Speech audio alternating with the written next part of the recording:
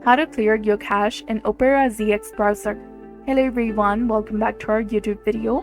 So today in this video, I'm going to show you how you can clear your cache in Opera ZX browser. First, you need to have it installed on your device. Then click on the three lines in the top right corner.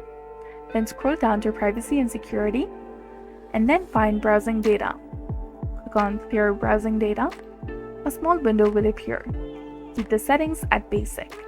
Select only cookies and other site data and cached images and files. Deselect the browsing history if it's selected. Now choose a time range by clicking the arrow. You can select last hour, last 24 hours, last 7 days, last 4 weeks, or all time. This choice is completely yours.